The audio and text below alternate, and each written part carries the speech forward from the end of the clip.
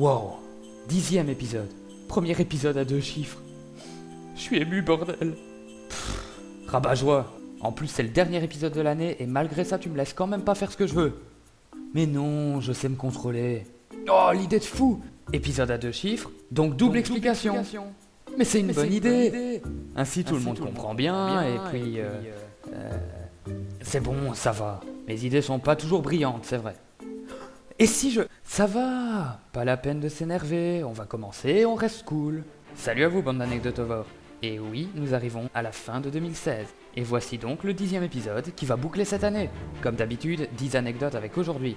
Une couleur peut expliquer certaines choses, une chance exceptionnelle, un record de vitesse semi-insolite, et 7 autres infos avec en prime pour cet épisode, mon anecdote préférée de 2016. Et ça va être du lourd, alors préparez-vous et allons-y.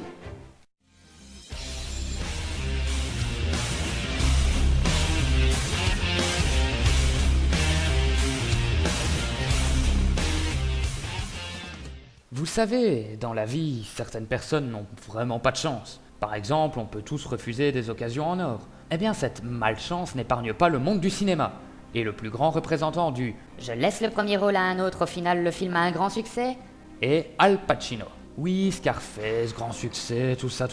Ce très cher Al est un expert pour laisser passer les occasions. Il refusa le rôle d'Edward. Non, celui-là on aurait pu comprendre. Ce Edward-là dans le célèbre Pretty Woman. Bon, au pire, c'est pas grave. Mais il refusa également le rôle de Han Solo dans Star Wars, ainsi que les premiers rôles dans Apocalypse Now, Rambo et Taxi Driver. Et oui, Al, c'est pas de bol. Faut toujours réfléchir à 2 fois. De temps en temps, une idée géniale peut nous venir à l'esprit grâce à un événement extérieur. Eh bien, c'est exactement ce qui arriva à Percy Spencer, un scientifique américain. En 1945, Percy travaillait à proximité d'un magnétron. C'est un espèce de radar à micro-ondes. Durant son travail, il se rendit compte de quelque chose d'anormal. Percy prenait souvent une barre de chocolat avec lui lorsqu'il travaillait, et cette barre avait complètement fondu alors qu'il ne se trouvait à proximité d'aucune source de chaleur. Percy Spencer eut donc l'idée du four à micro-ondes. S'il n'avait pas eu de chocolat sur lui, on devrait sûrement encore réchauffer nos aliments au feu. Direction... Tu te calmes! Direction New York, donc. Là-bas, il y a énormément de taxis. Et un éminent monsieur a eu une idée brillante. Ce monsieur, c'est John Hertz, le créateur de la première compagnie de taxis de la ville. Un matin, monsieur Hertz lisait le journal. Dans la rubrique Vranecdote de l'époque, il lit « Le saviez-vous? La couleur jaune est la couleur qui se distingue le mieux de loin. » Étonné par cette anecdote, notre bon vieux John décide de faire peindre tous ses taxis en jaune. Voilà pourquoi les taxis new-yorkais sont de cette couleur. Et en même temps, il avait pas tort. Ils sont bien plus voyants que les taxis anglais. Parlons un peu d'informatique maintenant. Ah non, désolé, c'est une info générale, donc merci d'être passé et au revoir. Je vais vous présenter le premier disque dur, 305 Ramac. Si je vous parle de ce disque, c'est pour vous montrer à quel point la technologie avance vite. Car ce bon vieux Ramac, créé par IBM en 1956, pesait plus d'1 tonne. Pas pratique pour le transport. Mais de toute façon, vous n'aurez pas su l'acheter, vu qu'il coûtait 50 000 $. Et n'espérez pas stocker vos films, vos séries, ou les photos de vos soirées secrètes du vendredi, bande de dégueulasses. Car sa capacité de stockage n'est que de 5 MO, un peu plus que le fichier d'une chanson donc. La technologie avance si vite, c'est fou! Parlons d'une histoire assez incroyable. Voici le fragment Hodge, un fragment de météorite pesant 3,86 kg. Il vient de la météorite de Sylacauga, et est appelé comme ça par référence à Anne Elizabeth Hodge, qui fut percutée par ce bout et survécut. Bon, mettons les choses au clair, n'imaginez pas que ça s'est passé comme ça. Le 30 novembre 1954, ce fragment de la taille d'un ananas traversa le toit de la maison de Madame Hodge, rebondit sur un meuble en bois et percuta Anne-Elisabeth qui dormait sur le canapé. Heureusement, elle s'en sortira avec uniquement quelques contusions. Donc, ce qu'il faut retenir de cette histoire, c'est que une météorite dans ta face tu prendras, ton nom tu lui donneras. Voici maintenant les origines d'une voiture appréciée par énormément de personnes dans le monde, la coccinelle de Volkswagen. Cette voiture est la première automobile conçue par la firme, et vous risquez d'un peu moins l'aimer après ce que je vais vous dire. Bon, avant toute chose, il faut savoir qu'elle fut conçue en 1938 par l'ingénieur Ferdinand Porsche. Oui, le mec derrière la 911. Mais la véritable info, c'est que Monsieur Porsche conçut cette voiture à la demande du chancelier Adolf Hitler, afin de l'utiliser comme outil de propagande pour le régime nazi. Ah, elle vous paraît un peu moins mignonne là, hein? Bon, de toute façon, entre nous, c'est mieux une 911, non? Petite blague pour continuer. Quel est le comble pour le Guinness Book? Non? Détenir un record? Oh, ça va, d'accord, c'est pas drôle, mais au moins c'est vrai.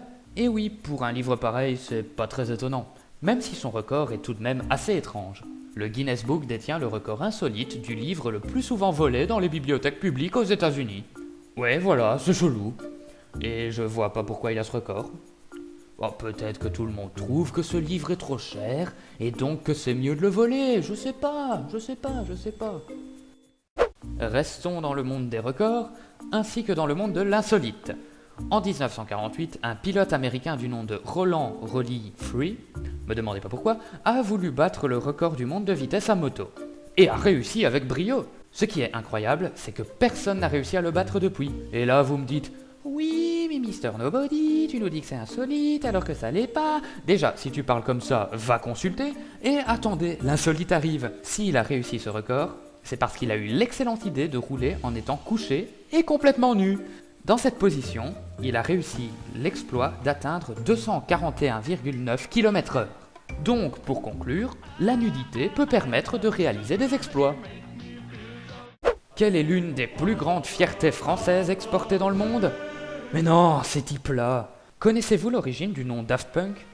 Même si vous la connaissez, je vais quand même vous l'expliquer. Au départ, les Daft Punk s'appelaient Darling. Un jour, le magazine anglais Melody Makers écrit une critique assassine sur le groupe. On pourrait croire que nos robots préférés n'ont pas bien supporté ça. Bien au contraire. Dans cet article, le magazine qualifia leur musique de Daft Punk, ce qui pourrait être traduit par Punk Idiot. Amusé par ce qualificatif, le groupe décida de changer leur nom et devinrent alors les Daft Punk. Dites, vous pensez que si on le qualifiait de chiure indigeste, Maître Gims changerait de nom? Terminons en beauté avec l'anecdote coup de cœur de 2016.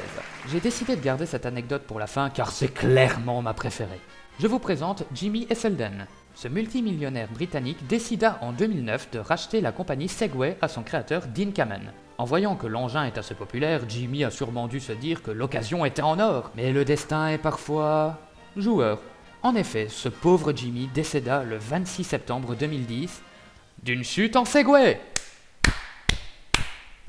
En se promenant en Segway près de sa propriété, le millionnaire de 62 ans perdit le contrôle de son deux roues et tomba d'une falaise pour finir sa chute une dizaine de mètres plus bas. Oui, je sais, c'est mal de se moquer de la mort de quelqu'un, mais celle-ci est tellement ironique. Donc, je lui remets ce magnifique trophée. Bravo, Jimmy! Et voilà, ainsi s'achève l'année 2016 des vraies anecdotes. J'espère que ce 10e épisode a relevé le niveau du 9e. En tout cas, l'émission continue en 2017 et je ferai de mon mieux pour vous apprendre de nouvelles choses et pour vous divertir. N'oubliez pas le pouce bleu et le partage si vous voulez étendre le nombre d'anecdotes over. Lâchez un commentaire pour que je continue les améliorations. Et venez voir sur Facebook pour vous informer sur les épisodes à venir. Bon, je ne vous retiens pas plus longtemps, ne tombez pas du Segway que vous avez reçu à Noël, et passez un bon réveillon du Nouvel An. À l'année prochaine pour un nouvel épisode de Vraies Anecdotes.